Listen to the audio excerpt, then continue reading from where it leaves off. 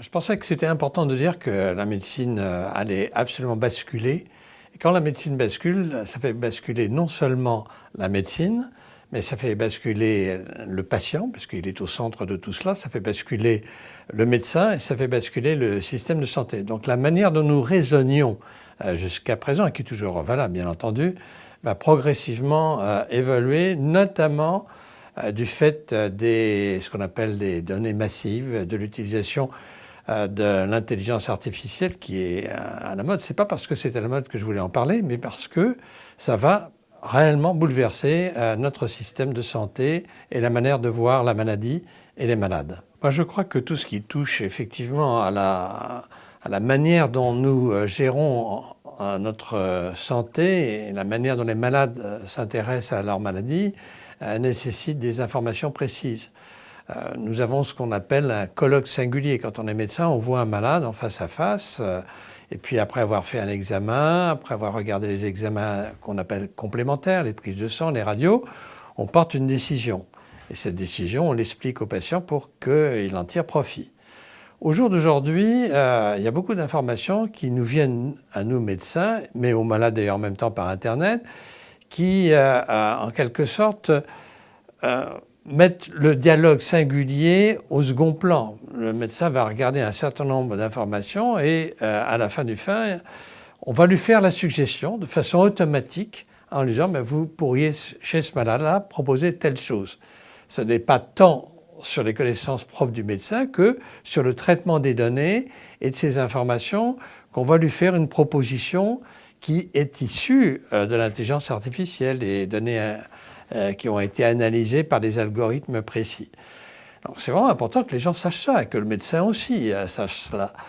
Ce qui est aussi important de savoir, c'est que quand on demande à un malade d'adhérer, par exemple, à un type d'intervention qu'on va lui proposer, on fait la balance entre les côtés positifs, les côtés négatifs, et on a son accord. On peut même l'engager dans une recherche, un essai thérapeutique, et c'est bien entendu avec son accord. Mais là, beaucoup de données sont utilisées à l'insu du patient. C'est de façon subreptice. En fin de compte que lorsque l'on marche, les données sont transmises aux GAFAM. Et puis si vous recevez, parce que vous marchez très bien, suffisamment, une publicité d'un fournisseur de chaussures, voilà, pour pouvoir courir et faire le marathon, il ne faudra pas vous étonner. Et si à l'inverse, parce que vous vous déplacez peu, que vous avez une alimentation qu'on peut monitorer de la même manière d'ailleurs, qui n'est pas satisfaisante, qui un jour empêchera qu'éventuellement ces données arrivent chez les assureurs, puis chez votre assureur, qui va finalement moduler votre prime d'assurance en fonction de ces informations. Et moi, je suis soucieux de cela. Le monde devient de plus en plus complexe. Il a toujours été très complexe. Mais disons qu'on se rend compte de plus en plus de la complexité. Et ce qui est intéressant, à mon avis, c'est que cette complexité que nous connaissions, mais que nous ne savions pas très bien définir et mesurer, on commence à la mesurer. Si on tient compte dans le programme d'aujourd'hui, par exemple, de l'environnement, l'environnement, c'est extraordinairement complexe, bien entendu, et de la santé et de votre propre corps, c'est très complexe. Là, on commence à avoir des moyens de mesurer tout cela. Et donc, je crois que c'est important que la population se rende bien compte que, bon, on essaye progressivement de tenir compte de tous ces éléments et qu'obligatoirement, il y aura des propositions à faire sur le monde économique, sur le monde politique, qu'il y aura une réflexion éthique, comme je le disais, à mener. Bon, on y va gaillardement, mais ce qui me frappe, moi, en tout cas, c'est l'accélération. L'accélération des choses, qui aurait parié il y a 10 ans ou 15 ans qu'on aurait une discussion de ce type-là. Donc, si vous voulez, aujourd'hui, alors même qu'on ne sait pas très bien comment a été produite cette connaissance des big data, aucun médecin ne sera capable de comprendre l'algorithme qui va lui dire à la fin il faut traiter tel cancer avec tel type de médicament car cette personne a tant de chances de survivre tant de temps. Car c'est exactement ça qu'on a à l'heure actuelle comme type d'information. Mais ce qu'il y a par derrière, comment c'est généré, ça, nous ne le savons pas. Alors que jusqu'à présent, jusqu'au jour d'aujourd'hui, moi je pouvais, pour un patient hypertendu, lui dire vous avez tant de chances, avec une probabilité qui n'est pas précise, je dirais extrêmement, mais quand même, je savais comment avaient été générées les données pour pouvoir lui dire ça. Moi, je crois que c'est ça qui est intéressant, c'est qu'à l'heure actuelle, moi qui suis venu d'une médecine où le médecin savait, le malade écoutait, on rentre dans un véritable dialogue, si on le souhaite vraiment. C'est-à-dire que le malade a d'abord consulté Internet, donc il a pas mal d'informations. Souvent, il a consulté son voisinage, qui lui a même consulté Internet, ce qui fait que d'emblée, le dialogue n'est plus le même. Et donc, on peut établir effectivement un dialogue qui est fondé sur un certain nombre d'informations déjà recueillies par le patient. Et le patient qui va prendre un médicament va aussi suivre l'effet de son traitement, va interroger de nouveau éventuellement des banques de données pour savoir ce qu'il en est.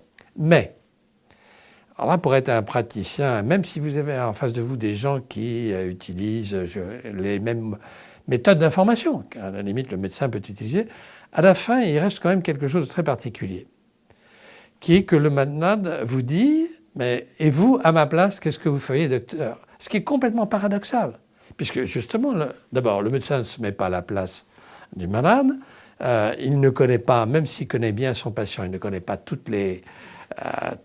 ce qui fait sa vie, ses désirs profonds, son passé complexe, évidemment. Néanmoins, on pose cette question.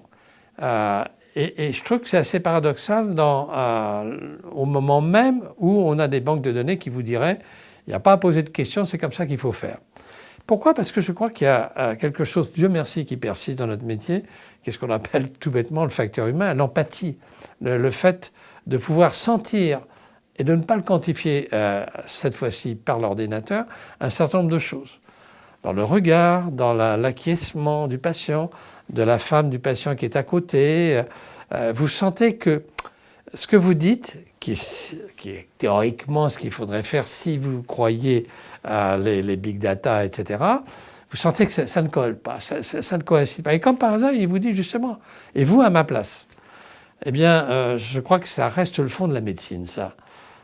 J'ai eu pas mal de patients qui étaient des grands scientifiques, et à la fin, j'étais toujours désarçonné par le fait qu'ils me posaient une question qui n'était pas rationnelle, si je puis dire.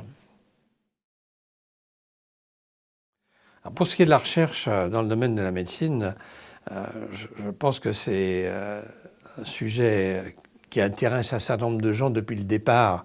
Ce n'est pas une question de génération. Il y a des gens qui, dès le début de leur vie peut-être, enfin le début de leur vie, c'est peut-être pas quand ils avaient 2 ans, et encore, il y a des gens qui sont passionnés par essayer de comprendre pourquoi les choses se passent comme cela, de disséquer, je ne parle pas de dissection de cadavres, mais de disséquer les mécanismes des maladies, d'essayer de trouver d'autres choses, d'être innovants.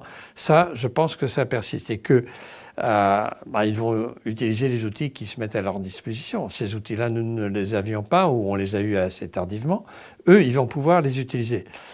Ce qui sera vraiment important, c'est qu'ils établissent, comme nous l'avons fait d'ailleurs dans nos domaines, des relations étroites avec les sciences qui sont avoisinantes à la médecine. C'est-à-dire, aussi bien d'ailleurs les sciences dures, la physique, la chimie, l'informatique et les sciences numériques aujourd'hui, mais aussi les sciences humaines et sociales. Parce que c'est important, il y a beaucoup à apprendre des psychologues, beaucoup à apprendre des sociologues, des anthropologues. Donc un médecin-chercheur qui voudra progresser, il doit progresser avec des méthodologies et une réflexion plus profonde sur les grandes avancées scientifiques qui se font à l'heure actuelle. Au fond, moi, à mon avis, un médecin-chercheur, c'est quelqu'un qui a un double langage, un langage médical et un langage scientifique. C'est pas facile, mais il faut être bilingue. Donc voilà, c'est un défi. Mais notre génération l'a fait, un certain nombre d'entre nous. Moi, je suis confiant pour que d'autres le fassent. Et ce que je souhaiterais aussi, c'est que des scientifiques aient le langage médical, de façon à ce que la fécondation soit réellement bilatérale dans les deux sens. Écoutez, moi, je souhaite que Daniel Naon et son équipe soient toujours aussi créatifs, imaginatifs, et qu'au fond, ils nous surprennent. Au fond, je crois qu'il faut de l'audace pour avoir fait ce qu'il a fait. Il faut de l'imagination.